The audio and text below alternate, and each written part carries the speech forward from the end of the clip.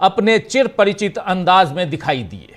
अगर कहूं कि राहुल लौट आए हैं, राहुल रिटर्न्स जो कहते हैं, तो राहुल गांधी लौट आए हैं और इसी के साथ बीजेपी के लिए चुनौतियां बढ़ गई हैं तो गलत नहीं होगा, क्योंकि आज राहुल गांधी ने जो बातें तमिलनाडु के नीलगिरी में सेंट थॉमस स्कूल में कही है, उनसे फिर बीजेपी के लिए सवाल खड़े हो रहे हैं कि आखिर उन्होंने देश के लिए जो माहौल, बीजेपी ने जो देश के लिए माहौल बना दिया है, उसमें राहुल गांधी की बातें क्यों यहाँ इंपॉर्टेंट हो जाती हैं। आपको बता दूं कि राहुल गांधी ने कुछ बच्चियों से पूछा कि उन्हें कौन सी टीचर सबसे ज्यादा पसंद है, तो बच्चों ने एलिस मैम का नाम लिया और इसी के बाद राहुल गांधी ने बताया कि वो भी ऐसा ही भारत बनाना चाहते हैं जहां सब एक दूसरे से प्यार और इज्जत से बात करें। देश में अल्पसंख्यकों समेत तमाम कमजोर तबकों के लिए जैसी नफरत इस समय बढ़ी हुई है, उसमें राहुल गांधी की ये बातें काफी मायने रखती हैं। जरा सुन लेते हैं राहुल गांधी जब इन्होंने बच्चों से पूछा कि कौन सी मैम आपको, कौन सी टीचर आपको पसंद है, तो एलिस मैम का नाम लिया टीचर बच्चों ने और एलिस मैम को लेते हुए अपनी बात रखते हुए इन्होंने क्या कुछ कहा है। इस देश को जो चाहिए आज की तारीख में, जो प्रेम की भावना, सद्भावना चाहिए, वो यहां देने की कोशिश और उस पर अपनी बात रखने की कोशिश करते हुए राहुल गांधी यहां दिखाई दिए, सुनाई पड़े। देखिए जरा, सुनिए जरा राहुल गांधी को। I said, why is Alice ma'am a good teacher? Why do you consider her such a good teacher? And they immediately answered with a few things. They said, she listens to us. She treats us with love and affection.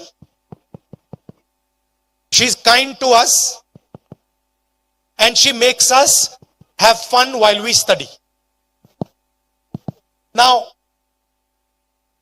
I was talking about information, I was talking about knowledge, I was talking about wisdom. But if you want to teach somebody, or if you want to learn, you need an atmosphere like the one Alice ma'am has created. An atmosphere of love and affection, of respect, an atmosphere where people are talking to each other and listening to each other and being kind to each other. And that is exactly my fight. I also want to help develop an India where people are kind to each other, where people listen to each other, respect each other's traditions, respect each other's languages, respect each other's religions. इसके अलावा यहां राहुल गांधी ने छात्रों से AI, शिक्षा की उपलब्धता, social media, महंगे होते चुनाव, सब पर बात की है। राहुल गांधी ने यहां कहा है कि आज जानकारी आसानी से उपलब्ध है, लेकिन अगर हमारे पास समझदारी नहीं होगी तो हम जानकारी के बहाव में बह जाएंगे। दुनिया एक अप्रिय जगह बन जाएगी जहां हम एक दूसरे से लड़ेंगे। उन्होंने यह भी कहा कि स्कूलों का काम सिर्फ जानकारी देना नहीं, बल्कि छात्रों को उस जानकारी को ज्ञान और समझदारी में बदलना सिखाना भी है। और इसके अलावा उन्होंने छात्रों से बात करते हुए कहा कि आज हम जो भी चीजें इस्तेमाल करते हैं, चाहे वो माइक्रोफोन हो या कैमरा हो, सब चीन में बना है। चीन ने विनिर्माण पर कब्जा कर लिया है।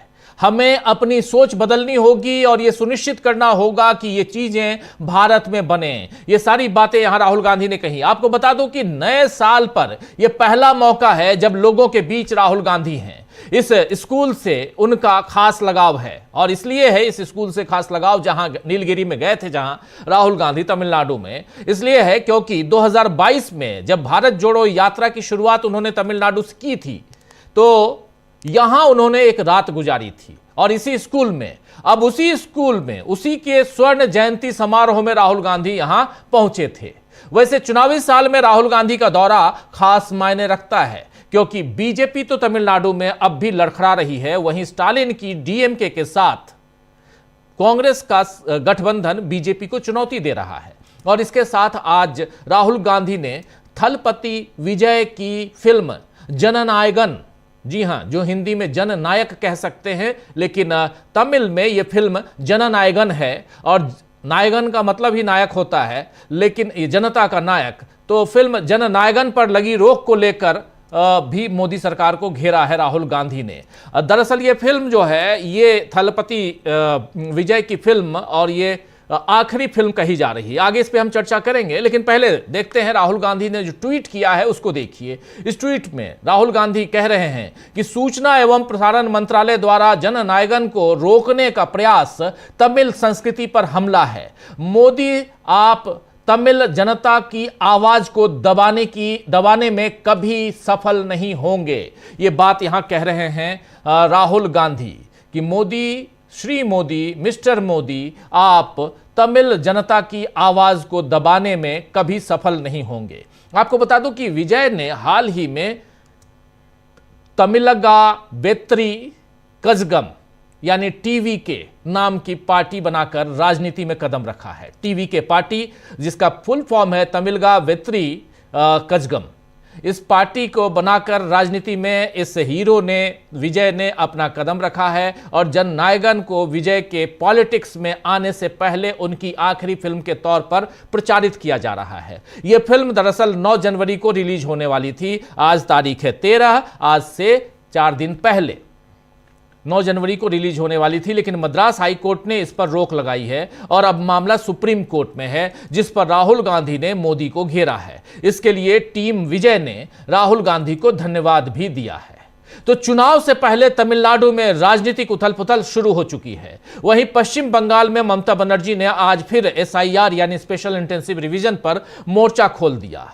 कोलकाता में प्रेस कॉन्फ्रेंस में ममता बनर्जी ने दावा किया है कि अब तक 54 लाख मतदाताओं के नाम मतदाता सूची से हटा दिए गए हैं, लेकिन चुनाव आयोग ने उनकी कोई ड्राफ्ट लिस्ट सार्वजनिक नहीं की है। यहां पर ममता बनर्जी ने इस प्रेस कॉन्फ्रेंस में जो कुछ कहा है आपके सामने रखता हूं। ममता बनर्जी कह रही है यहां पे कि हमने 54 लाख लोगों की वो सूची नहीं देखी है जिनके नाम हटाए गए हैं। मुझे पूरा यकीन है कि यह लिस्ट बीजेपी के पार्टी दफ्तर में तैयार है। उन्होंने आरोप लगाया कि यह पूरी प्रक्रिया अवैध और अनैतिक है, जिसमें खास तौर पर महिलाओं को निशाना बनाया गया है। ममता यही नहीं रुकी, बल्कि आगे उन्होंने कहा कि शादी के बाद स्थान बदलने वाली कई महिलाओं के नाम जानबूझकर हटाए गए हैं। मुख्यमंत्री ने यह भी आरोप लगाया कि बीजेपी लोकतांत्रिक अधिकारों को छीनने के लिए ब्लैक गेम और ब्लैक मैजिक कर रही है।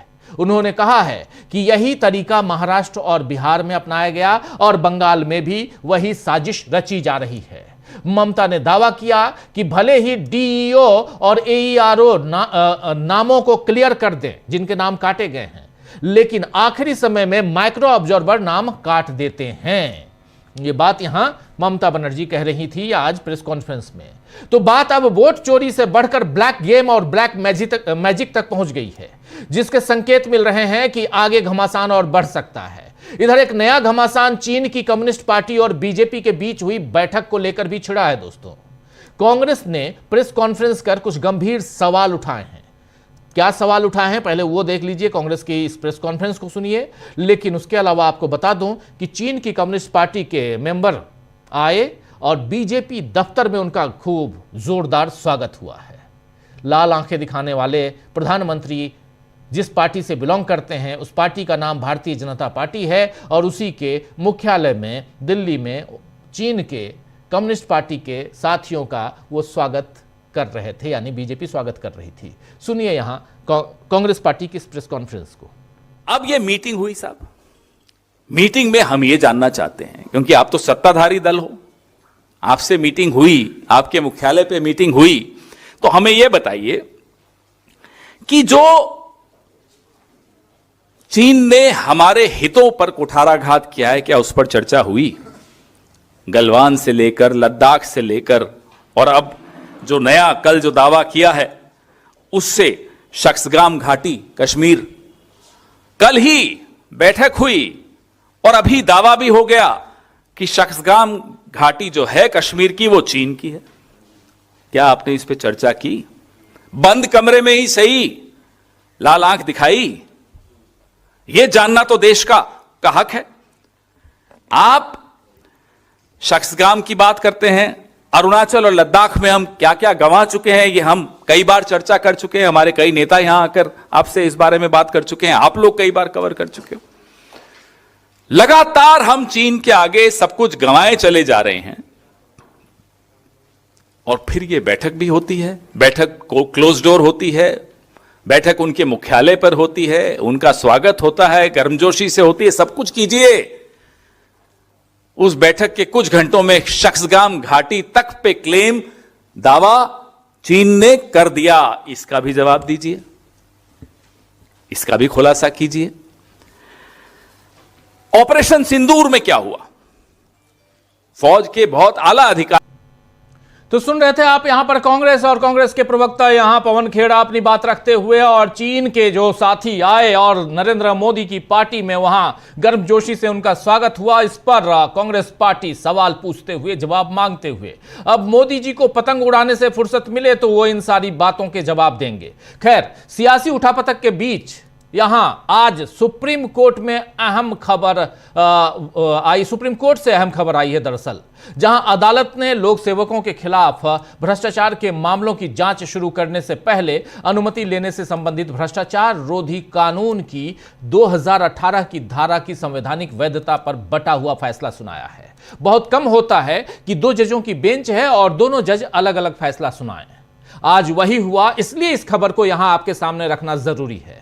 सुप्रीम कोर्ट की वरिष्ठ न्यायाधीश जो आगे चलकर बहुत कम दिनों के लिए लेकिन देश की सीजेआई भी बनेंगी, और वो पहली महिला सीजेआई होंगी, पहली चीफ जस्टिस ऑफ इंडिया होंगी जस्टिस बी नागरत्ना। अभी से याद रख लीजिए नाम, सिर्फ 18 वर्किंग डेज के लिए होंगी, लेकिन बहुत इंपॉर्टेंट होगा इनका वो कार्यकाल। आज सुप्रीम कोर्ट की वरिष्ठ न्यायाधीश जस्टिस बी नागरत्ना ने एक तरफ कहा कि भ्रष्टाचार निवारण अधिनियम की धारा 17A असंवैधानिक है और इसे रद्द किया जाना चाहिए, इन्होंने कहा। वहीं दूसरे न्यायाधीश जो इनके साथ थे इसी बेंच में, जस्टिस केवी विश्वनाथन ने कहा है कि यह धारा संवैधानिक है और ईमानदार अधिकारियों की सुरक्षा के लिए जरूरी है। फिलहाल यह मामला चीफ जस्टिस ऑफ इंडिया यानी जस्टिस सूर्यकांत को भेजा गया है, क्योंकि दोनों बंटवारा हो गया, दो जजों की बेंच, इसमें फैसला नहीं आ पाया, तो इसलिए बंटवारे के कारण अब इसको भेज दिया गया है सीजेआई के पास, जो इस मामले की सुनवाई के लिए एक उच्चतर यानी 3 जजों की बेंच हो सकता है, उसकी गठन करें। आपको बता दूं कि भ्रष्टाचार निवारण अधिनियम 1988 की धारा 17A जुलाई 2018 में इसी मोदी जी के कार्यकाल में एक संशोधन के जरिए जोड़ी गई है। यह धारा 17A, यह धारा किसी भी सरकारी अधिकारी के खिलाफ उनके आधिकारिक कर्तव्यों के निर्वहन के दौरान की गई सिफारिशों या निर्णयों के लिए बिना पूर्व अनुमति यानी प्रायर सैंक्शन के बिना पूछताछ या जांच पर रोक लगाता है। बिना पूर्व अनुमति के इन अधिकारियों पर मुकदमा नहीं चलाया जा सकता, ताकि ईमानदार अधिकारियों को इस एक्ट का दुरुपयोग कर बेवजह परेशान न किया जाए, ऐसा यहां कहा गया है। इन मामलों में सक्षम प्राधिकारी अक्सर सरकार या संबंधित विभाग होता है जो जांच की अनुमति देता है। सरकार या संबंधित विभाग, ये थोड़ा नोट कीजिए और ध्यान दीजिए यहां पे। धारा 17A का प्रावधान यह सुनिश्चित करता है कि ईमानदार अधिकारी सरकार बदलने के बाद राजनीतिक प्रतिशोध का शिकार न बने। हालांकि सुप्रीम कोर्ट में इसकी संवैधानिकता पर विवाद चल रहा है। यह धारा अधिकारियों को सुरक्षा देती है, लेकिन कुछ जजों ने इसे असंवैधानिक बताते हुए रद्द करने की मांग की है, जबकि अन्य ने इसे वैध माना है, जिस पर अब बड़ी बेंच फैसला करेगी। एक गैर लाभकारी यानी एनजीओ, गैर लाभकारी संगठन centre for public interest litigation, इसके द्वारा दायर याचिका में तर्क दिया गया है कि यह प्रावधान भ्रष्टाचार रोधी कानून को कमजोर करता है, क्योंकि सरकार स्वयं सक्षम प्राधिकारी होने के कारण निष्पक्ष जांच को बाधित करती है। इस याचिका पर सुनवाई करते हुए जस्टिस नागरत्ना ने क्या कुछ कहा, थोड़ा पहले रख चुका हूं, अब और विस्तार से रखता हूं। जस्टिस नागरत्ना ने कहा है कि पूर्वानुमति की आवश्यकता भ्रष्टाचार निवारण अधिनियम के विरुद्ध है। इससे जांच में रुकावट आती है और भ्रष्ट अधिकारियों को बचने का मौका मिल जाता है।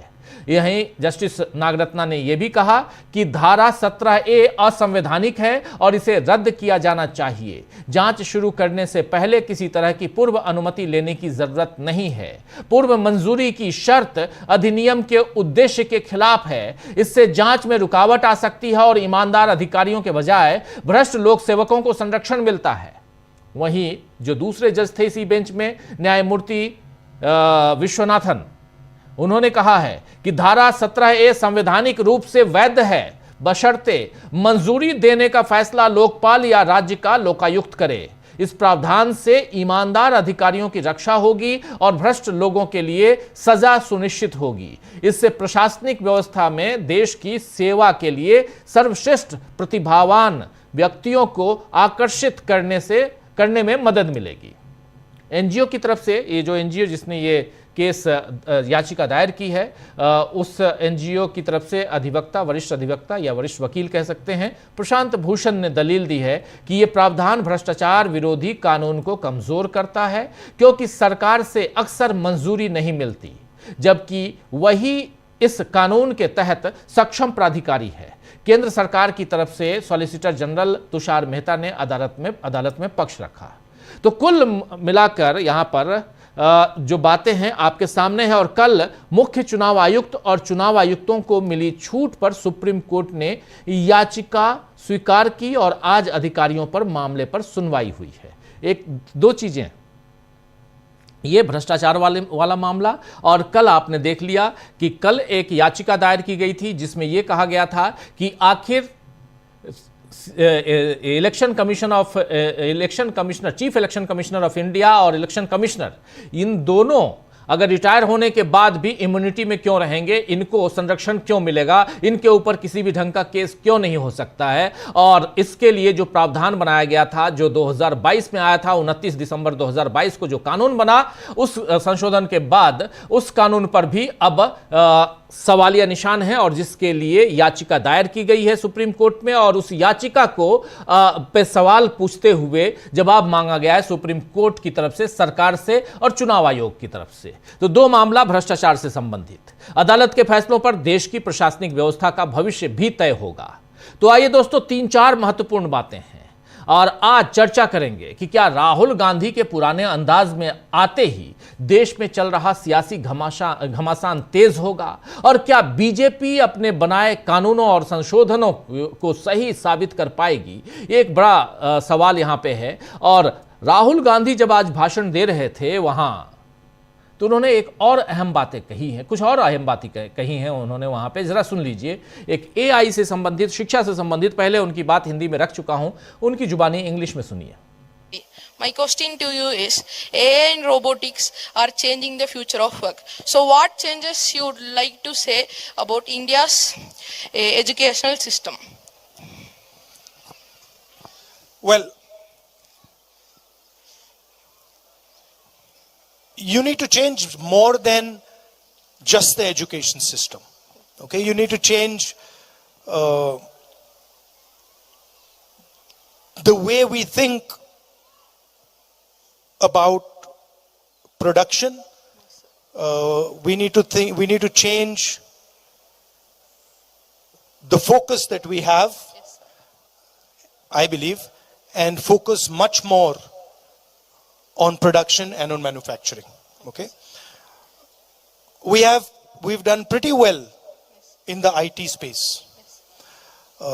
You must have heard all the success that we've had in software engineering, Infosys.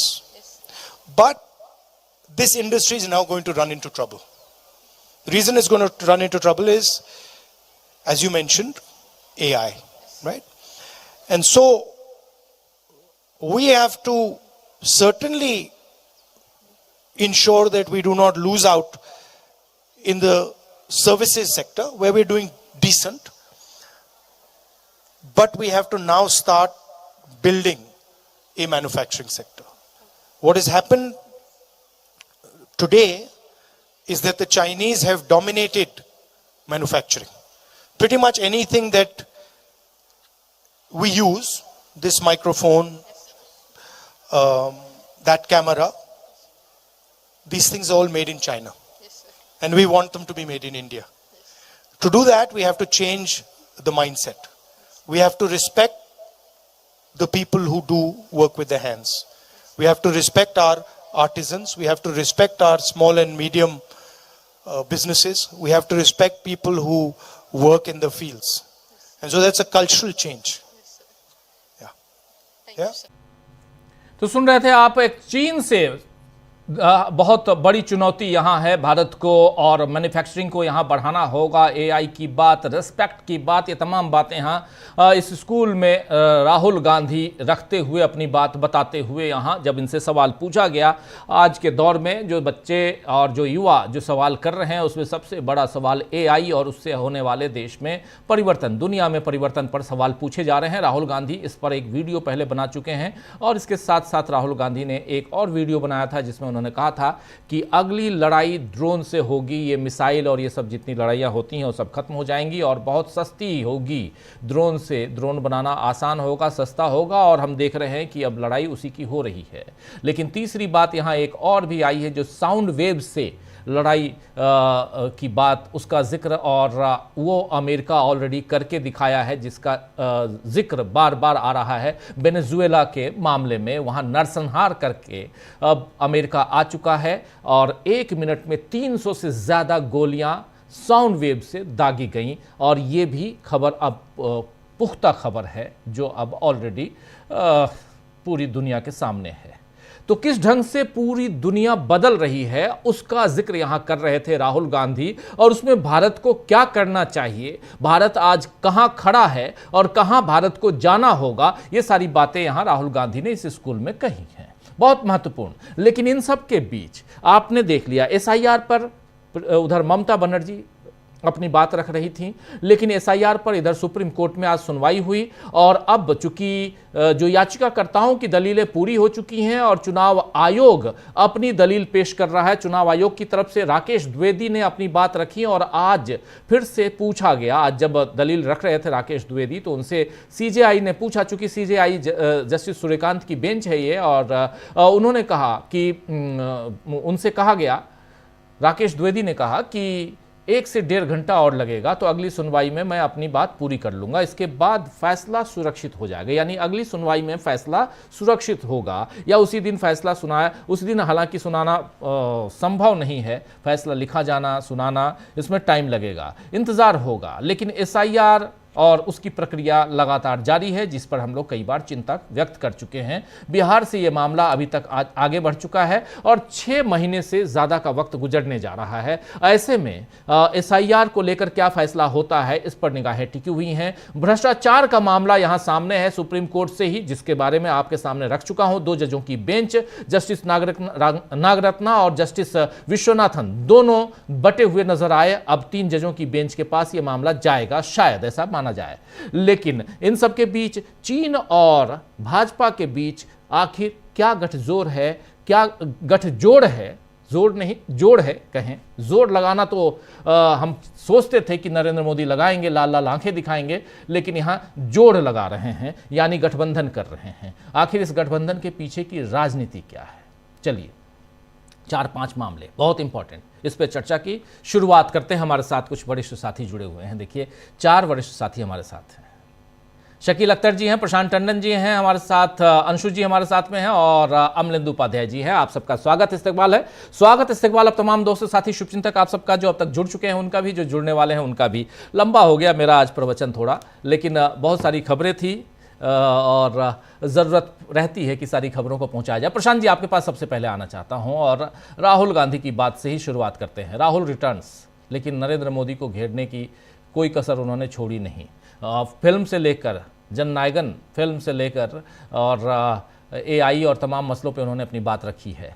अब यहाँ से आगे राहुल गांधी की राजनीति की बात मैं सिर्फ नहीं कर रहा हूं, देश की सियासत में, क्योंकि अभी तक एक मिसिंग जैसा लग रहा था नए साल में। राहुल गांधी की एंट्री के बाद आप क्या कुछ देखते हैं?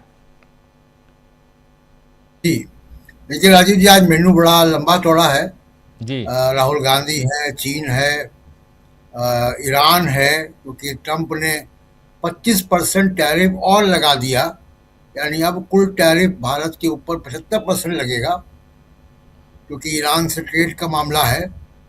तो चाइनीज कम्युनिस्ट पार्टी बीजेपी के दफ्तर में, तो बहुत सारी बातें, इन सबको बारी बारी से लेते हैं, कुछ को इस बार में, कुछ को अगली बार जब आऊंगा तब।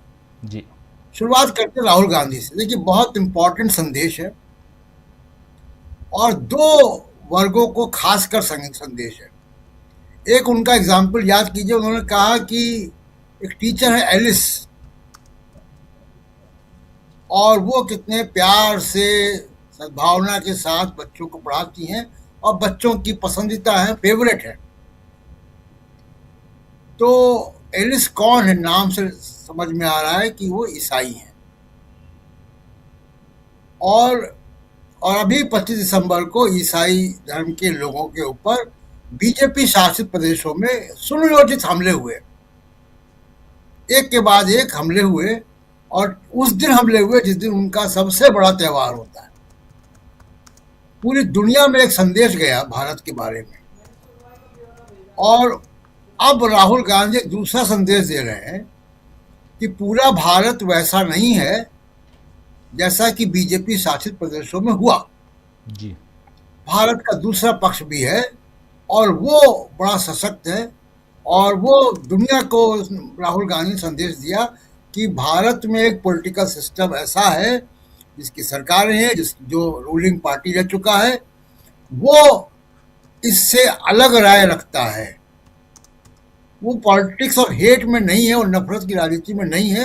वो माइनॉरिटीज को के खिलाफ जो हमले होते हैं उसके साथ नहीं है। तो एक बड़ा संदेश ग्लोबल कम्युनिटी को राहुल गांधी ने यहां से दे दिया। दूसरी बात कि जो राहुल गांधी की भाषा है, वो भाषा दरअसल वो जेनजी की भाषा है।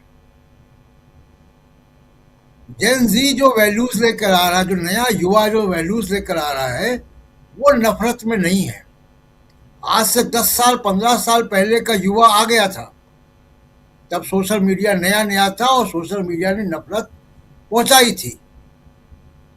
टेलीविजन गोदी मीडिया के सिवा दूसरे कोई विकल्प नहीं थे।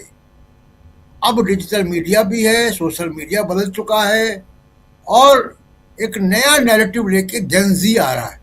इसलिए राहुल गांधी लोकप्रिय भी हैं जेनजी में, और यही जेनजी अब भारत का मुस्तकबिल तय करेगा। जी। तो ये तो राहुल गांधी की बात। अब दूसरा कि चाइनीज कम्युनिस्ट पार्टी बीजेपी के दफ्तर में, देखिए ये फॉरेन पॉलिसी इनिशिएटिव है, और हम मान के चलें कि ये इनिशिएटिव, ये फैसला, ये कुछ ट्रंप को दिखाने के लिए हुआ है कि देखो तुम हमारे ऊपर टैरिफ लगाओगे तो हम चाइना की गोद में जाके बैठ जाएंगे। लेकिन ये कितनी बार फ्लिप फ्लॉप होगा? ये कोई झूला है, कभी ऊपर जाता है कभी नीचे आता है। कभी आप अमेरिका के प्रेशर में ब्रिक्स को कमजोर करते हैं, जिसमें इंडिया, रशिया, चाइना, ब्राजील और साउथ अफ्रीका था, तो उसको ब्रिक्स को कमजोर करते हैं अमेरिका के दबाव में।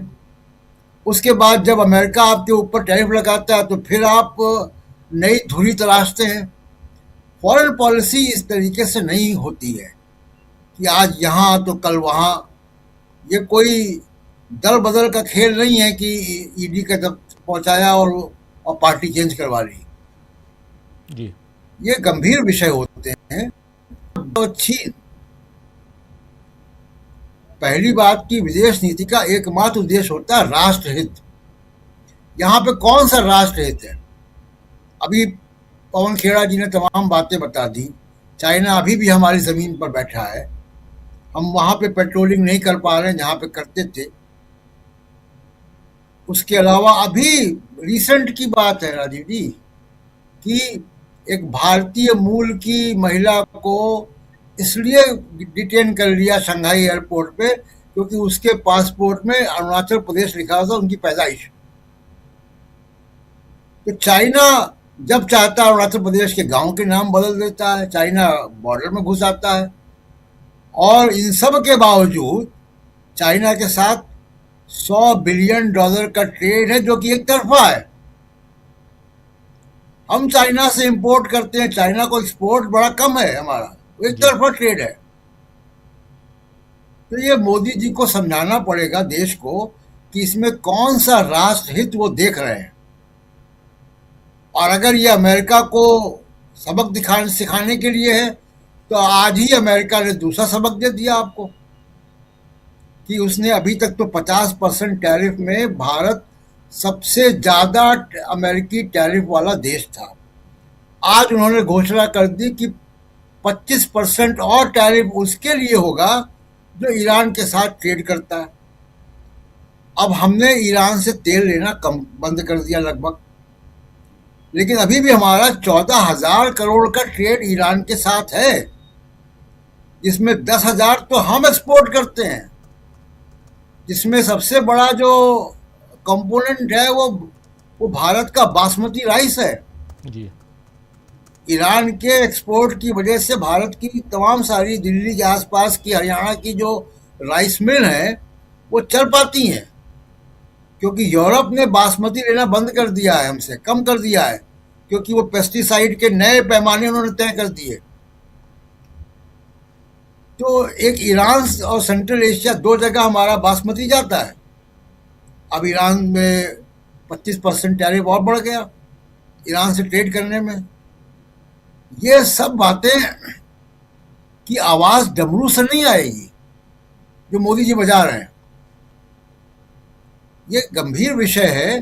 तो फॉरेन पॉलिसी पे सरकार को एक वाइट पेपर लाना चाहिए कि भारत की फॉरेन पॉलिसी क्या है, मालूम तो पड़े कि संडे को कुछ है, मंडे को कुछ है, मंगलवार को आप जो है वो प्रो अमेरिका होते हैं, बुधवार को आप प्रो चाइना होते हैं।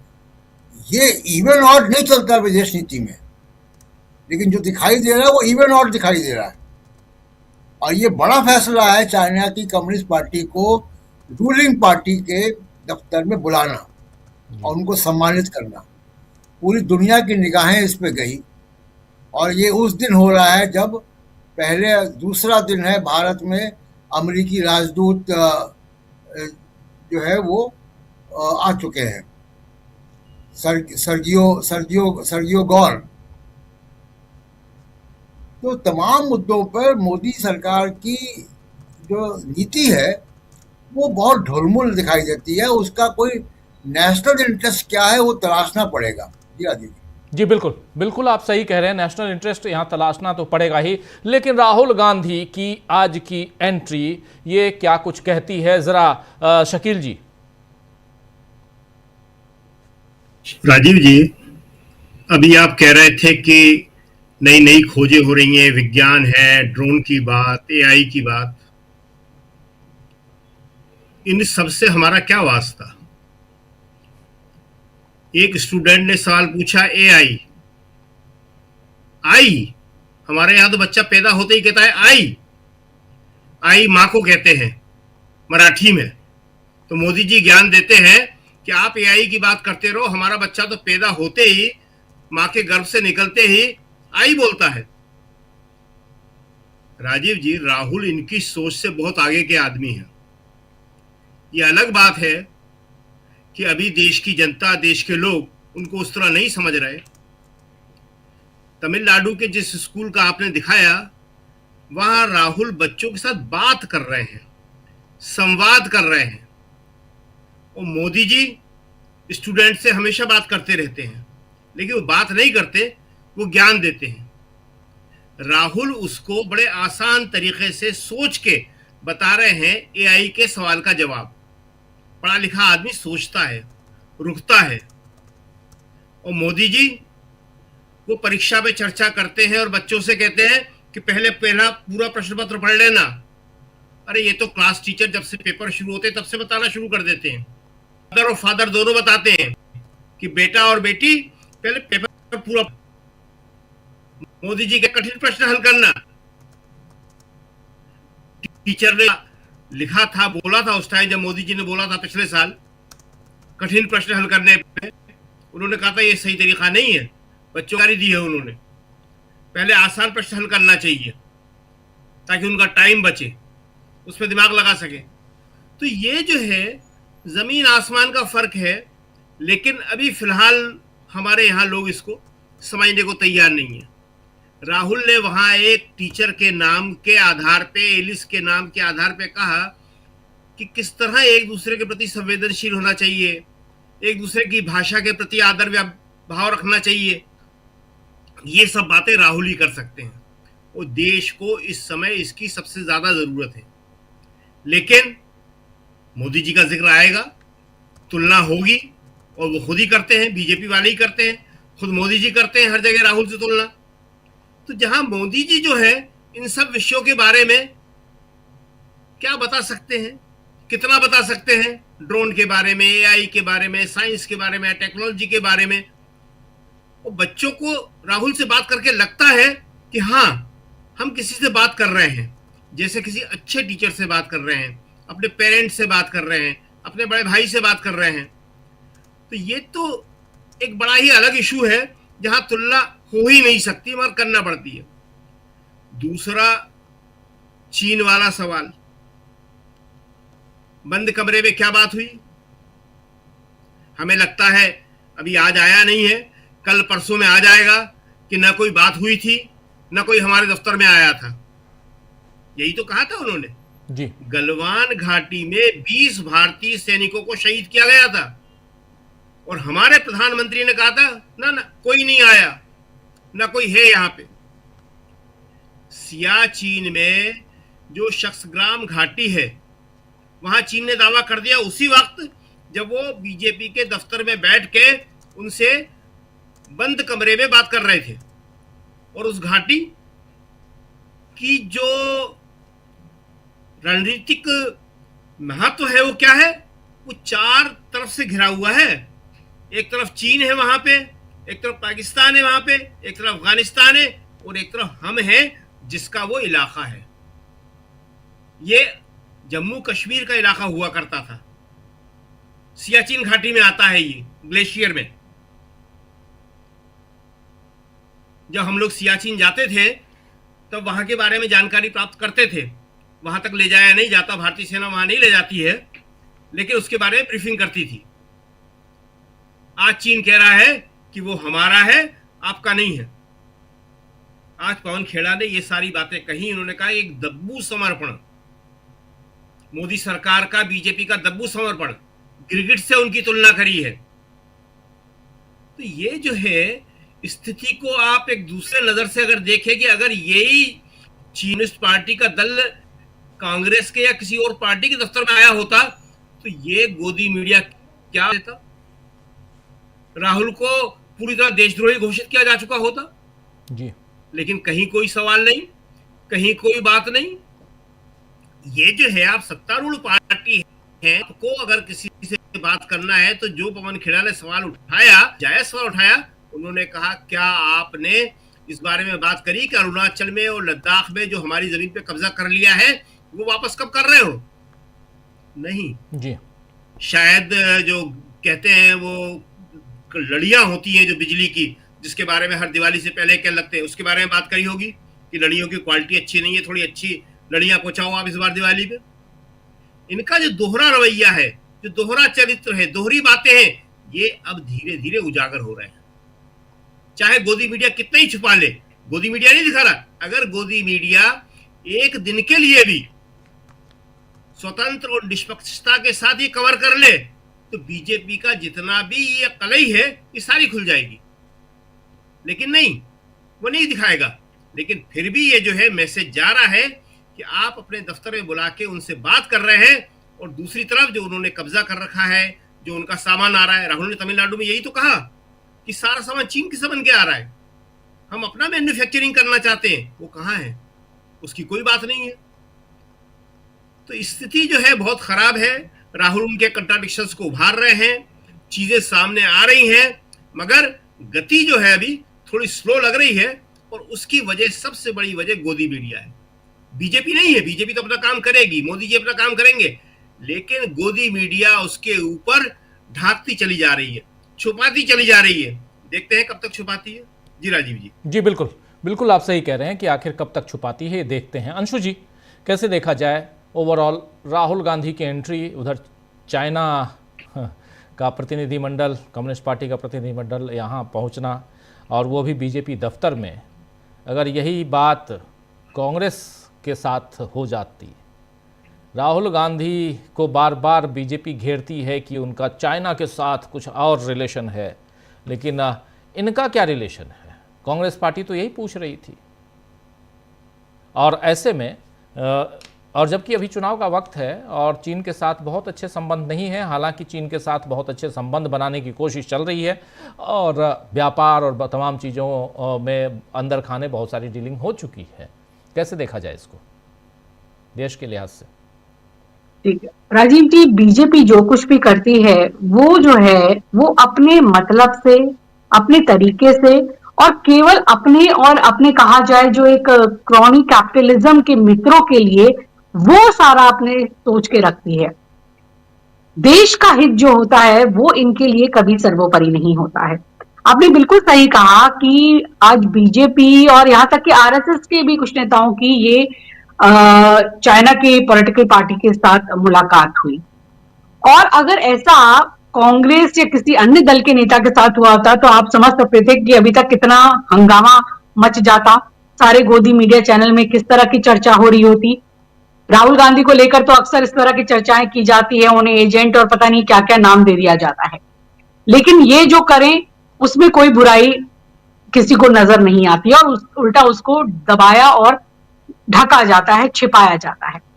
लेकिन आप ये समझिए कि ये देश के साथ कितना बड़ा खिलवाड़ हो रहा है। देश को जानने का यह हक है कि बीजेपी और आरएसएस ने क्या मुलाकात की, उस मुलाकात में क्या चर्चा हुई, क्या एजेंडा है, क्या बात है।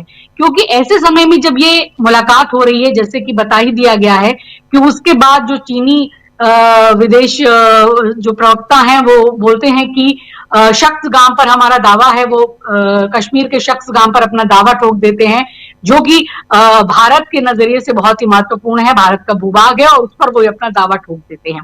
और इतना ही नहीं, वहां पर निर्माण कार्य चल रहा है, चीन ने बहुत ज्यादा निर्माण कार्य वहां पर कर दिया है, 75 किलोमीटर से ज्यादा वहां पर सड़क बना दी और धड़ाधड़ निर्माण कार्य चल रहा है।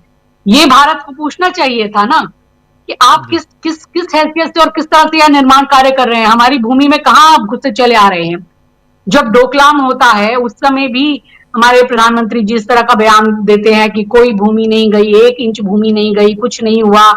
लेकिन वो जो हमारे सैनिक शहीद हुए हैं और जिस तरह से सारी बातें हुई, उसको वो किस बेशर्मी के साथ यहाँ पर दबाया जा रहा है, छुपाया जा रहा है। जबकि राहुल गांधी हर समय वक्त से पहले चेताते रहे हैं, जिस तरह से उन्होंने बताया कि चाइना के क्या इरादे हैं, कितने खतरनाक इरादे हैं, किस तरह से चाइना हर तरफ से हमारे अंदर घुसा चला आ रहा है, और उन्होंने बार बार चेताया। लेकिन उनकी बातों को न सिर्फ हल्के में लिया गया, उल्टा उनको देश, एक तरीके से कहा गया कि ये देश विरोधी बातें करते हैं, यानी कि आप चाइना से मिल रहे हैं तो आप बहुत बड़े देशभक्त हैं। और राहुल गांधी अगर बता रहे हैं कि चाइना की साजिशें क्या हैं, किस तरह वो हमारी धरती पर कब्जा कर रहा है, किस तरह अंदर घुस आए हैं वो, तो उनको आप एक अलग लेवल लगाते हैं। और यही हमारे अगर कहा जाए ये सरकार है और ये बीजेपी का शासन है कि जब ऑपरेशन सिंदूर होता है और इतना बड़ा हमारे भारत के साथ धोखा होता है, हमारे इतने सैनिक जान गंवाते हैं, तो साफ तौर पे सबको पता है और इसकी पुष्टि होती है कि पीछे से चाइना पूरी मदद कर रहा था पाकिस्तान की। हर तरीके से चाइना ने पाकिस्तान को मदद पहुंचाई, और उस समय जब पाकिस्तान के साथ हमारा ऑपरेशन सिंदूर चल रहा था। तो आपने ये सवाल क्यों नहीं पूछा यहाँ पर कि आप तो चाइना जो है वो पूरी तरह से पाकिस्तान का हितैषी और पाकिस्तान के साथ ही मिलकर सब कुछ काम कर रहा है। ये तो कोई इसमें छुपाने की बात ही नहीं है कि चाइना तो हमारे लिए एक तरीके से कहा जाए कि दुश्मन नंबर 1 ही है, और वो हमेशा पाकिस्तान के साथ मिलकर और पाकिस्तान के साथ मिलकर भारत के खिलाफ साजिश करते रहे हैं। तो ये सवाल क्यों नहीं पूछे गए, अपनी भूमि की बात क्यों नहीं की गई, शख्सगाम की बात क्यों नहीं की गई। और आज जो ये दोनों पार्टीज के बीच, चाहे बीजेपी और चाइना की पार्टीज के बीच जो गुटरगू हुई है, वो सामने आनी चाहिए, देश की जनता के सामने आनी चाहिए। क्या इस पर कोई सवाल उठाए जाएंगे? मुझे तो लगता है कि कुछ शायद ऐसी चर्चा हुई होगी कि जिस तरह से वहां पर चाइना में पार्टी और शासन के बीच कोई ज्यादा अंतर नहीं है, कि एक ही पार्टी है, वो शासन भी चलाती है और उसका एक छत्र राज है, और एक तरीके से डेमोक्रेसी की वहां पर क्या हालत है वो तो सभी को पता है। तो बीजेपी का भी यही कहना होगा, आरएसएस का, कि हम भी तो उसी रास्ते पर चल रहे हैं, एक छत्र अपनी पार्टी का राज चाहते हैं तो आपसे चलिए और हम कुछ गुर सीख लेते हैं और बातें सीख लेते हैं, और जो कुछ भी बात है उसके बदले आपको जो करना है वो डील हम कर लेते हैं। क्या डील हुई, क्या बात हुई, देश ये जानना चाहता है ना। आप सत्तारूढ़ पार्टी हैं, आप इसको अगर आप इस तरह से जिस चाइना को लेकर इतनी शंका है, इतनी सारी चीजें हैं हमारे ऊपर, हमेशा उन्होंने इस तरह की चीजें की है। अरुणाचल को लेकर जो है वो तमाम विवाद रहे हैं, नत्थी वीजा किसने दिया था, किस तरह से इस तरह की बातें हुई थी। और राहुल गांधी ने तो हर कदम पे बताया है कि अरुणाचल में चाइना क्या कर रहा है, उधर लद्दाख और उधर पाकिस्तान के साथ मिलकर वहां पर चाइना क्या कर रहा है, किस तरह से हमारी भूमि हत्याई जा रही है, पाकिस्तान के साथ मिलकर किस तरह के षड्यंत्र हो रहे हैं। तो राहुल गांधी ने तो देश हित में ये सारी बातें बताई, लेकिन आप क्या कर रहे हैं, इसे देश हित में कहेंगे या देश विरोध में करेंगे? पहली बात तो है कि इनसे पूछा जाना चाहिए कि आखिर इस मुलाकात का मकसद क्या था, क्या बात हुई, क्या नहीं हुई। आप देश के सामने इसको पूरी तरीके से रखिए। और जब चाइना इस तरह के बयान दे रहा है, शख्सगाम की बातें कर रहा है, तो आपके पास क्या उनसे पूछने के लिए कोई सवाल है? आप इसको लेकर के आपके प्रवक्ता जो है विदेश मंत्रालय के, क्यों नहीं इस पर अभी तक बयान आया या क्यों नहीं इस पर कड़ाई से पूछा गया है? तो आप भी बिल्कुल दो तरफा चल रहे हैं। आप देश की जनता को तो कहते हैं कि आप दिवाली पर चाइना के बने हुए वो चाइनीज आंखों वाले गणेश जी मत खरीदिए, वो मूर्तियां मत खरीदिए और आप उनकी इन छोटी छोटी चीजों का बहिष्कार कीजिए। लेकिन कितना बड़ा ट्रेड हमारा हो रहा है चाइना के साथ, सारी तमाम चीजें हैं, आप तो चाइना को फायदा पहुंचा रहे हैं। जाहिर सी बात है, चाइना आज महाशक्ति है एक तरह से, और चाइना हर चीज में आगे है और उसका मुकाबला तो हम कहीं से कुछ कर नहीं सकते हैं। लेकिन आप बजाय कि उस महाशक्ति का मुकाबला करने के लिए आप अपने अंदर कुछ चीजों को पैदा करें, आप हर जगह जाके एक तरह से कहा जाए कि चीजों को स्वीकार कर ले रहे हैं, अपने एक तरीके से घुटने टेक दे रहे हैं या अपने आप को चीजों को छोड़ दे रहे हैं जो आपके देश हित की, आपके देश की चीजें हैं। तो ये जो नीतियां हैं आपकी कहां लेकर जा रही है? तो विदेश नीति में क्या राष्ट्र हित आपका सबसे पहले है? ये तो बिल्कुल भी समझ नहीं आता है। और राहुल गांधी जी ने आज जो एक बात कही वो बहुत ही महत्वपूर्ण बात कही। जब उस छात्र ने पूछा एआई के बारे में, तो आज एक महत्वपूर्ण बात कही उन्होंने कि कल्चर बदलने की जरूरत है। आज जिस तरह से देश में एक साइंटिफिक थिंकिंग के कल्चर को खत्म किया जा रहा है, हमारी जो जितनी भी शैक्षणिक संस्थाएं हैं वहां पर एक रीजनिंग और एक जिसे कहा जाए कि नवोन्मेष या फिर एक नई चीजों को तैयार करने की चीजों को पीछे ले जाया जा रहा है, और गोबर और पता नहीं किन किन चीजों की चर्चाएं ज्यादा हो रही हैं, गोमूत्र और गोबर की। तो ये हम आप कहां ले जा रहे हैं? चाइना आज देखा जाए क्यों अमेरिका जो है वो चाइना को सबसे बड़ा खतरा मान रहा है, क्योंकि चाइना ने आज अपने आप को हर चीज में उतना सशक्त कर लिया है। पहले जो लड़ाई होती थी, भले ही तेल के लिए अगर विश्व में अगर लड़ाई चल रही थी या और साधनों के लिए, तो अभी जो लड़ाई होने वाली है या जो भी चीजें सबसे ज्यादा इंटरनेशनली देशों को सशक्त बनाने वाली है, उसमें एआई, टेक्नोलॉजी और रेयर अर्थ मटेरियल, ये बहुत महत्वपूर्ण है। और इन सब चीजों में चाइना पूरी बाजी मार चुका है। चाइना इतना आगे बढ़ चुका है कि अब वो अमेरिका के लिए भी एक खतरा बन चुका है। चाइना चाहे आप उनके स्पेस में देख लीजिए, चाहे जिस तरह की अभी उन्होंने सैटेलाइट वगैरह विकसित की है, ये जो जानने में आ रहा है, इस तरह की उनकी सैटेलाइट्स है कि जो अपनी गति को कैसे भी नियंत्रित कर सकती है, किसी भी रफ्तार से चल सकती है, और यहां तक कि दूसरी सैटेलाइट को अगर चाहे तो नुकसान भी पहुंचा सकती है। तो चाइना आज टेक्नोलॉजी के क्षेत्र में, एआई के क्षेत्र में, रेयर अर्थ के मटेरियल के क्षेत्र में जहां पहुंच चुका है, वो अमेरिका के लिए एक बहुत बड़ा खतरा बन चुका है। तो हमने तो अपने कोई भी ना तो डेमोग्राफिक डिविडेंड का फायदा उठाया, ना अपनी पॉपुलेशन का फायदा उठाया। हम तो यहाँ कहते रहे आप भाई गोबर गोमूत्र और ये है कि आप चलिए और कांवड़ उठाइए और ये सब कीजिए, और हिंदू मुस्लिम इन्हीं सब चीजों में अपने यूथ को लगाते रहे। हमने क्या आज तक एक फोन का भी निर्माण किया है? हम यहाँ सिर्फ असेंबलिंग होती है, ये अब देश के हर लोगों को पता है। और राहुल गांधी जो एक बात कहते हैं वो बहुत बड़ी बात कहते हैं, हम कोई मैन्युफैक्चरिंग नहीं कर रहे हैं। चाइना आज मैन्युफैक्चरिंग का हब है, पूरी दुनिया उस पर निर्भर है। अगर वो चाहे भी तो दुनिया चाइना को नकार नहीं सकती है, इस बात को आपको समझना होगा। इतनी बड़ी शक्ति बन गई है, तो आप क्या उस शक्ति के आगे घुटने यहां पर टेक रहे हैं? अपने राष्ट्रीय हितों को ताक पे रखकर आपकी पार्टियां यहां पर क्या बात कर रही है? आपने तो खुद में उतनी शक्ति बनाई नहीं। आप जब परीक्षा पे, चर्चा पे आप जब बात करते हैं तो आप क्या बात करते हैं उन बच्चों से कि इस तरह की तैयारी करके जाइएगा या उस तरह की बातें करेंगे, लेकिन आप ये बात नहीं उनको समझा पाते हैं या अपनी शिक्षा में किस तरह से उनको जो एक नई टेक्निक का युग है उसके साथ कदम से कदम मिला के चलना है। जब ये चीज आई, यहाँ पर एआई की भी बात हुई कि जिस तरह से चीजें थी बहुत सारी अमेरिका ने डेवलप की, उसके जवाब में चाइना ने इतने सस्ते में उसको बना दिया कि इतने सालों का जो एक रिसर्च था या इतना पैसा लगाया हुआ था अमेरिका ने, वो मतलब चंद दिनों में ही वो धराशायी हो गया। वो फ्री में देने लगी वो टेक्नोलॉजी चाइना, ये तो हम सब लोग जानते हैं। तो ये आप क्या मुकाबला करेंगे उनका, और आपकी क्या विदेश नीति है? और राहुल गांधी तो ये सारी बातें बहुत पहले से कहते हुए आए हैं, लेकिन आप उनको सुनना नहीं चाहते, समझना नहीं चाहते, और वही बातें जो सारी हैं वो सारी बातें जो आगे जाकर सही साबित होती है। चाहे उन्होंने जो जीएसटी पे कहा, या जो नोटबंदी पे कहा, या चाइना को लेकर कहा, या जिन भी चीजों को कहा, या आज वो एआई और टेक्नोलॉजी की भी बात कर रहे हैं, बार बार लगातार वो इसकी बात कर रहे हैं कि हम इसमें पिछड़ रहे हैं, हम कोई मैन्युफैक्चरिंग नहीं कर रहे हैं, हम सिर्फ ट्रेड जो है हमारी जो है देश की कंपनियां या हमारी ये है, और वो भी अडानी अंबानी केवल वही कर रहे हैं। राज ठाकरे ने जी जो अभी दिखाया था वो बहुत बड़ी चीज थी। उन्होंने किस तरह दिखाया था कि पूरे महाराष्ट्र में ही नहीं, पूरे देश भर में वो एक अपने मैप के जरिए उन्होंने जाल दिखाया था कि सिर्फ एक अडानी कंपनी को सब कुछ सौंप दिया गया। देश में एक कंपनी की मोनोपोली हो जाना कितनी कितनी खतरनाक चीज है। ना तो केवल ये प्रतिस्पर्धा को खत्म करती है, बल्कि देश की कभी भी किसी भी चीज को लेकर खतरे में डाल सकती है। अगर सारी बिजली कंपनियां उनके पास है, कल को कुछ बिजली की समस्या हो तो पूरा ग्रिड, पूरा देश अंधेरे में डूब सकता है। सारे एयरपोर्ट उनके पास हो तो कोई बात खराबी हो तो वो हर चीज चौपट हो सकती है। ये हमने अभी देखा ही इंडिगो के समय में क्या हुआ, या और चीज के समय क्या हुआ।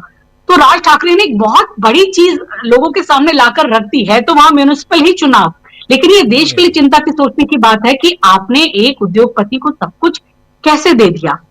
और आज जो विश्व की सारी जो एक जियोपॉलिटिक्स चल रही है, जिस तरीके से अमेरिका की एक दादागिरी चल रही है, चाहे वो वेनेजुएला को लेकर हो, चाहे वो ईरान को लेकर हो, तो भारत को तो आज बहुत संयमित रहने की जरूरत है। और ये सही कहा, जो ईरान से व्यापार करने को लेकर जो ये लगा दिया गया है 25% का और टैक्स, तो मैं आपको बताना चाहूंगी कि ईरान से हमारा बहुत ज्यादा व्यापार है और बहुत गहरे पुराने रिश्ते हैं। अब ईरान के साथ हम कैसे अपनी डिप्लोमेसी को रखते हैं, ये पता नहीं हमारा जो विदेश मंत्रालय है वो क्या कर पाएगा। वित्त वर्ष 25-26 के हिसाब से ईरान को 468 मिलियन अमेरिकी डॉलर मूल्य का बासमती चावल हम लोगों ने निर्यात किया है, जो लगभग 6 लाख टन है। और ईरान के साथ बहुत बड़ा हमारा ट्रेड है, और अमेरिका जो हमें कुछ नहीं दे रहा है, ट्रेड डील भी उसकी हमारे साथ क्या होगी उसका कोई लाभ नहीं है। 50% तो टैरिफ लगाया ही हुआ था। अब हम ईरान से अपना जो व्यापार रखते हैं, जिससे हमें इतना फायदा हो रहा है, इतना बड़ा व्यापारिक रिश्ता है हमारा उसके साथ, उसकी वजह से वो 25% टैक्स हमारे ऊपर और ठोक देगा। तो ये जो पूरी जियोपॉलिटिक्स चल रही है, आज अमेरिका वेनेजुएला पे कर रहा है, कल वो ईरान पे भी उसी तरह की चीजें करेगा। और सिर्फ इतना ही नहीं, वो तो अपना दावा ग्रीनलैंड पे ठोक रहा है, वो अपना दावा कई ऐसे देश है जी। तो ये चीजें अभी अभी समझनी होगी भारत को कि हम कहाँ जा रहे हैं, और इस तरह की ये पेटी पॉलिटिक्स करके और केवल जिसे कहा जाए अपना एजेंडा चलाकर ये देश को बहुत खतरनाक स्थिति में लाते जा रहे हैं। जी बिल्कुल बिल्कुल, आप सही कह रही हैं कि देश एक खतरनाक स्थिति में ले जा रहे हैं देश को, और जा भी चुका है कह सकते हैं, क्योंकि पिछले 12 वर्षों में जो कुछ हो रहा है सब कुछ सामने है, और उसमें हम कहाँ हैं, हमारी मैन्युफैक्चरिंग इंडस्ट्री कहाँ है, हमारे ऊपर लगातार टैरिफ है। इन सारी चीज़ों को अगर देखें तो साफ रिजल्ट आपके सामने आता है। अमलेंदु जी, राहुल गांधी की एंट्री को कैसे देखते हैं नए साल में? ये नए साल में इधर चूंकि ठंड है, और मुझे लगता है कि आज शायद सबसे ज़्यादा ठंडा दिन इस मौसम का रहा होगा, और ऐसी सर्दी में राहुल गांधी तो पहुंच गए उधर थोड़ा गर्म इलाके में, लेकिन उन्होंने पूरे देश में जो है राजनीति में गर्मी पैदा कर दी। आज साल की अपना पहला अपीयरेंस जो था उसी में राहुल गांधी ने एक बड़ी ज़बरदस्त गर्मी जो है वो देश के अंदर पैदा कर दी।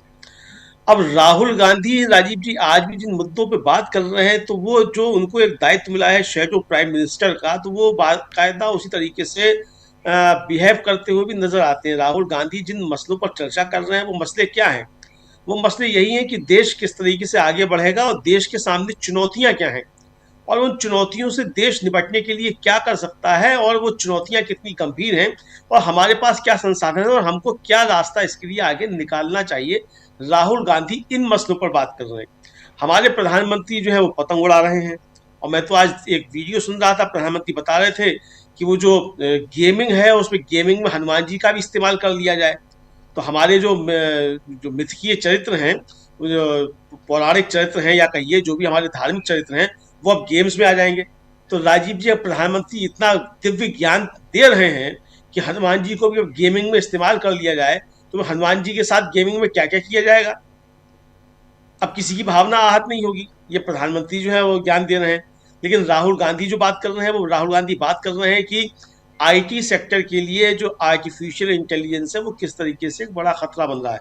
और राजीव जी, जो आर्टिफिशियल इंटेलिजेंस है वो सिर्फ आईटी के लिए ही खतरा नहीं बन रहा है, वो खतरा जो है वो विनिर्माण का क्षेत्र है उसमें भी खतरा बन रहा है, वो हमारा जो पत्रकारिता का क्षेत्र है उसमें भी खतरा बन रहा है, और वो जो हमारा जो फिल्म इंडस्ट्री है उसके लिए भी खतरा बन रहा है। और आपको याद होगा कि हॉलीवुड में तो बाकायदा हड़ताल रही लंबे समय तक कि इंटेलिजेंस, जो ये आर्टिफिशियल इंटेलिजेंस है, इसके जरिए किस तरीके से वीडियो एडिटिंग से लेकर तमाम काम करवाए जा रहे हैं। तो ये सारी चीज़ें जो आ रही हैं, तो ये बड़ा खतरा बनता हुआ नजर आ रहा है। और खतरा सिर्फ यही नहीं है कि आर्टिफिशियल इंटेलिजेंस जो रोजगार पे हमला करेगा या क्या करेगा। सबसे बड़ी बात यह है कि हमारा सोचने का नजरिया जो है उस पर हमला हो रहा है, तो उसको किस तरीके से बचाया जाए, और आर्टिफिशियल इंटेलिजेंस का किस तरीके से इस्तेमाल किया जाए कि वो भलाई के लिए काम में आए। तो इस पर राहुल गांधी बात कर रहे हैं कि इसको किस तरीके से इस्तेमाल किया जाना चाहिए।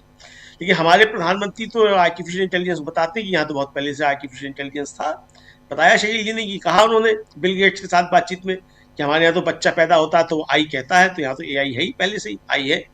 तो आप ये तो खैर ठीक है, प्रधानमंत्री का अपना जो है वो है, लेकिन राहुल गांधी ने आज जो बातें की हैं राजीव जी, वो इस देश के लिए एक कहिए अलार्मिंग बेल जो है, वो उस तरीके की बातें राहुल गांधी की हैं। चाहे वो जिस तरीके से देश का जो हमारा सांप्रदायिक ताना बाना है, जो हमारा सांप्रदायिक सद्भाव है, उसको नष्ट किया जा रहा है, उसको लेकर राहुल गांधी ने बातचीत की हो, चाहे शिक्षा के क्षेत्र में या आर्टिफिशियल इंटेलिजेंस के क्षेत्र में जो भी नई चीज़ें आनी है उसको लेकर राहुल गांधी ने जो बातचीत की है, तो ये एक नया विजन देश के सामने रखती है। हालांकि बहुत सी बातें राहुल गांधी इस तरीके की पहले भी कर चुके हैं, और जैसा कि आपने भी जिक्र किया था कि भाई ड्रोन को लेकर उन्होंने पहली बात की थी, वो सामने आ गया ड्रोन का कि किस तरीके से ड्रोन से युद्ध लड़े गए। भारत ऑपरेशन सिंदूर जब कर रहा था तो हमको भी ड्रोन का सामना करना पड़ा। यूक्रेन और रूस जो है उनका सामने ड्रोन से हो रहा है, और राहुल गांधी इस बात को पहले कह चुके थे कि ड्रोन जो आया है तो ये युद्ध के नए रास्ते, एक तरीके से नई स्ट्रेटजी वो खोल दिए। अब ये सामने है, तो राहुल गांधी जो चेता रहे, फिर दूसरा राहुल गांधी चीन को लेकर जो बात कर रहे हैं कि भाई चीन किस तरीके से उसने किन किन क्षेत्रों पे कब्जा कर लिया है। तो ये तो राजीव जी, ये चिंता करने के विषय जो राहुल गांधी चिंता कर रहे हैं, ये चिंता करने का मोदी जी का था, और ये चिंता करने का विषय सरकार का था कि वो इस पर चिंतन करे कि भाई आगे देश को किस तरीके से लेकर जाना है। आपने बात तो कर दी सब 2047 में विकसित भारत बनेगा, लेकिन वो विकसित भारत कैसा होगा, उसका रोड मैप क्या होगा, किन क्षेत्रों में विकसित भारत को आगे चलकर काम करना है, आर्थिक नीतियां क्या होंगी, टेक्नोलॉजी के क्षेत्र में हमारा क्या रास्ता होगा, हमको किन क्षेत्रों में आगे काम करना है, इसको लेकर कोई चिंता की बात नहीं आती। उसको लेकर तो आप पतंग उड़ाकर बता देते हैं, पतंग उड़ा के विकसित भारत हो जाएगा, पतंग की डोर पर चढ़कर हम 2047 में पहुंच जाएंगे और विकसित भारत बन जाएगा। तो ये तो हमारे जो देश को आगे ले जाने वाले लोग हैं फिलहाल, जिनके पास जिम्मेदारी है, ये उनका विजन है राजीव जी। लेकिन राहुल गांधी ने जिस तरीके से इसको लेकर बातें की हैं, तो ये एक नया रास्ता जो है वो चिंता का खुलता है। और इस देश से जिसको भी प्यार है, जिसको भी ये लगता है कि ये देश तरक्की करे और देश आगे बढ़े और भारत जो वास्तव में विकसित देश बने और विकसित देशों के से संघर्ष की स्थिति में भारत आगे बढ़े, तो उसको राहुल गांधी की बातों को बहुत गौर से सुनना पड़ेगा। और सिर्फ सुनना ही नहीं पड़ेगा, उस पर नीतियां भी बनानी पड़ेंगी कि किस तरीके से देश आगे बढ़े। तो ये तो राजीव जी आज राहुल गांधी ने इस तरीके से घेरा। अब जो चीन को लेकर राजीव जी मसला चल रहा है, अब आप चीनी प्रतिनिधिमंडल का, कम्युनिस्ट पार्टी की वहां का आप जब स्वागत कर रहे हैं अपने दफ्तर में, बीजेपी के दफ्तर में, तो किस समय स्वागत किया जा रहा है? ठीक उस समय स्वागत किया जा रहा है जिस समय चीन ये दावा कर रहा है कि सक्शगाम घाटी उसकी है और इसलिए वहां उसे निर्माण करने से कोई नहीं रोक सकता। तो भाई ये आपको उसी समय करने की क्या आवश्यकता थी? क्या पहले से फिक्स मैच था? इसका जवाब भी आना चाहिए था, जो कि इसका जवाब नहीं आया। ना प्रधानमंत्री की तरफ से आया है, ना भारतीय जनता पार्टी की तरफ से आया है। और हम इस मीडिया से तो उम्मीद ही क्या करें कि ये इस पर कोई चर्चा करेगा? वो चर्चा इस पर करेगा भी नहीं। लेकिन ये सवाल जो है ये निश्चित तौर पर है कि भारतीय जनता पार्टी अंदर ही अंदर क्या खेल खेल रही है और किस तरीके से भारतीय जनता पार्टी इस देश की जो आर्थिक नीतियां हैं, इस देश का जो सामाजिक ताना बाना है और जो आर्थिक ढांचा है, उसके खिलाफ काम कर रही है। ये चीजें सामने आने लगी हैं और जाहिर सी बात है कि विपक्ष का अपना काम है, विपक्ष उसको कर रहा है, ये बता रहा है देश को भारतीय जनता पार्टी की नीतियां किस तरीके से देश को नुकसान पहुंचा रही हैं। तो ये सोचना अब देशवासियों का काम है कि कौन देश के हित में काम कर रहा है, कौन देश के हित में काम नहीं कर रहा है। लेकिन एक बड़ी चुनौतियां इस देश के सामने हैं निश्चित तौर पर, और इसको गंभीरता से लेना होगा। राहुल गांधी ने आज जिस तरीके से मोदी जी को घेरा है, चाहे वो जननायकन के मसले को लेकर हो या आज जिस तरीके से कांग्रेस ने घेरा है बीजेपी की चीन से दोस्ती को लेकर हो, ये गंभीर सवाल है राजीव जी। और मुझे लगता है कि इस पर देश को चर्चा अवश्य करनी चाहिए और नए रास्ते निकालने की दिशा में बढ़ना चाहिए। जी बिल्कुल, बिल्कुल सही कह रहे हैं कि चर्चा गंभीर विषय और इस पर गंभीरता से चर्चा होनी चाहिए। प्रशांत जी, बहुत कुछ हम बातें कर चुके हैं चीन को लेकर, बहुत सारी बातें यहाँ राहुल गांधी को लेकर भी हम कर रहे हैं, एसआईआर को लेकर भी मैं शुरुआत में अपनी बात रख रहा था और आज एसआईआर पर सुप्रीम कोर्ट में बहस भी हुई है। बहस नहीं बल्कि दलील पेश की गई आज चुनाव आयोग की तरफ से और उस पर भी हम लोग बात रख चुके हैं। अपनी बात आप रखिए। जी, आज जो तस्वीर अभी आप दिखा रहे थे चीनी कम्युनिस्ट पार्टी का डेलीगेशन बीजेपी के दफ्तर में, ये बहुत बड़ी घटना है और ये संदेश दिया गया है पूरी दुनिया को। आप इस तस्वीर को देखिए, उसमें पीछे नरेंद्र मोदी की फोटो है। तो केवल ऐसा नहीं कि पार्टी से इंटरेक्शन है, उसमें सरकार की सहमति भी है, वो भी मोहर लगी हुई है कि पीछे मोदी जी का फोटो है, देखिए दाहिनी तरफ। तो ये जो संदेश है ये क्या देना चाहते हैं देख लीजिए। तो ये दुनिया को क्या संदेश दे रहे हैं? मोदी जी, दूसरी तरफ नड्डा जी। हाँ, कल 2-3 दिन में नड्डा जी की फोटो वहां पे किसी और की लग जाएगी। लेकिन देखिए ये संदेश क्या देना चाह रहे हैं, या क्या ये डोनाल्ड ट्रंप को संदेश है? और डोनाल्ड ट्रंप को संदेश है तो वो रिएक्ट कर रहे हैं, उसकी प्रतिक्रिया वो दे रहे हैं। अभी तक राजीव जी मोदी जी 10 बार चीन गए हैं, 10 बार। और बहुत आश्चर्यजनक बात यह है कि 4 बार वो गुजरात के मुख्यमंत्री के तौर पे गए। तो गुजरात के मुख्यमंत्री के तौर पे चीन क्यों जा रहे थे? क्या रिश्ते हैं? क्या वो बातें हैं कि जब आप झूला झुलाते हैं तो वो डोकलाम में चला जाता है चीन? क्या बातें हैं कि जब आप कह रहे थे कि लाल आंखें दिखाएंगे लेकिन वो चीन आ जाता है वापिस आपके? ये कौन सा कॉन्फिडेंस चीन को है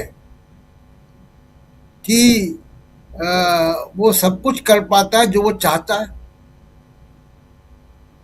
ये रिश्ता जो है इसके बारे में देश में चर्चा होनी चाहिए। क्यों मोदी जी चीन का नाम नहीं लेते हैं? क्यों वो खामोश हो जाते हैं कि कोई नहीं आया? अभी शकील जी बता रहे थे कि वो सीधे सीधे कहते हैं कि कोई आया नहीं था, ना कोई आया है, ना कोई आएगा, जबकि हमारे 20 जवान मारे गए। फौजी अफसर कह रहे हैं कि वो बॉर्डर का जो मामला है अभी पेंडिंग है, वो रिजॉल्व नहीं हुआ है। रोज हम अखबारों में खबरें पढ़ते हैं कि आज चाइना ने नाम बदल दिए गांव के अरुणाचल प्रदेश में, कभी कहाँ दावा किया, कभी पैंगोंग त्सो पे दावा किया, कभी अलग अलग जगह पे दावा करता है वो। लेकिन ये मोदी जी के रिश्ते चीन से क्या है, इसके बारे में देश में चर्चा होनी चाहिए। और खासकर उस बात पे चर्चा होनी चाहिए कि मुख्यमंत्री के तौर पे 4 बार चीन किसके बुलावे पे जा रहे थे, क्यों जा रहे थे? कौन सा मुख्यमंत्री है राजीव जी बता दीजिए आज हमारे देश में कि जो तमाम विदेश यात्राओं पे इस तरीके से जाता हो, बायलैटरल यात्राओं पे? जाते हैं। अभी दावोस में इकोनॉमिक फोरम की मीटिंग हो रही है, उसमें महाराष्ट्र के मुख्यमंत्री जाएंगे या एक आध प्रदेश की और जाएंगे, लेकिन अकेले किसी एक देश में एक मुख्यमंत्री 4 बार क्यों जा रहा है? कौन सी ऐसी रिश्ते चाइना से बन गए थे, और क्यों मोदी जी के प्रधानमंत्री बनते ही चाइना जो है वो अचानक आक्रामक हो जाता है? क्यों मोदी जी खामोश हो जाते हैं चाइना के नाम पे? और आज चाइना वहां पहुंच गया जहां पे कभी नहीं पहुंचा था, कि किसी रूलिंग पार्टी के हेडक्वार्टर में चाइना पहुंच गया। और चाइना को तो जरूरत है अमेरिका को आंख दिखाने की, अमेरिका के साथ कंपटीशन करने की, अमेरिका की बैलेंसिंग पावर बनने की, लेकिन भारत उस ट्रैप में क्यों आ गया? जी। क्या ये विदेश मंत्रालय ने इसकी मंजूरी दी थी कि ये फोटो ऑप होना चाहिए? इससे दुनिया में क्या संदेश जाएगा? और चीन जो है वो रिलायबल दोस्त किसी का नहीं है। अभी याद होगा आपको राजीव जी कि आखिरी बार वेनेजुएला के राष्ट्रपति चीन के राजदूत के साथ ही मिले थे जी। उसके बाद अमेरिका उनको उठा के ले गया और चीन कुछ नहीं बोला, खामोश रहा चीन। ईरान पे हमला होता रहा, चीन ने खामोशी बरकरार रखी अपनी। तो चीन किसी का भरोसेमंद दोस्त नहीं है, और हमारी मजबूरी है भारत की कि वो उसके साथ हमारा बॉर्डर लगता है, तो हमको बहुत ही केयरफुल तरीके से, बहुत ही सजग रहकर चीन के साथ जो है हमारे संबंध होने चाहिए। राजीव गांधी के समय भी एक कोशिश हुई थी, लेकिन तब बॉर्डर डिस्प्यूट पे ज्वाइंट वर्किंग ग्रुप बना था। क्या ऐसा कुछ हुआ है? तो चीन के साथ जो संबंध है, और आज चीन ने जो कर दिया है, वो भारत की तरफ से एक तस्वीर पूरे दुनिया में चली गई है कि आज भारत इस खेमे में खड़ा है, जबकि अमेरिका 75% टैरिफ लगा, 75% हो गया है ईरान के मामले को लेकर। ईरान के साथ ट्रेड करने पर 25% एक्स्ट्रा की टैरिफ की घोषणा कर चुके हैं विद इमीडिएट इफेक्ट, फौरी तौर पे। तो भारत को तो व्यापारिक जो नुकसान हो रहा है वो तो हो ही रहा है, लेकिन ये तस्वीर जो है वो भारत की फॉरेन पॉलिसी का एक नया चेहरा पूरी दुनिया के सामने पेश कर रही है।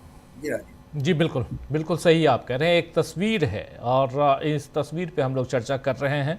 और देख लीजिए आप, चीन की कम्युनिस्ट पार्टी, उसका डेलीगेशन आता है बीजेपी के दफ्तर में, और ये पहली दफ़ा हो रहा है शायद कि चीन के किसी ऐसे डेलीगेशन का स्वागत रूलिंग पार्टी के दफ्तर में हो रहा हो। शकील जी, आपने देखा क्या पहले ऐसा? देखिए, एक बात हम आपको बताएं, देश में एक नेता ऐसे भी हुए हैं जो हमेशा कहते थे कि हमारा सबसे बड़ा दुश्मन, हमें सबसे बड़ा खतरा जिससे है उसके बारे में लोग बात नहीं करते, और वो है चीन। चीन की जो कम्युनिस्ट पार्टी है वो इस तरह से कभी किसी पार्टी के दफ्तर में नहीं आई।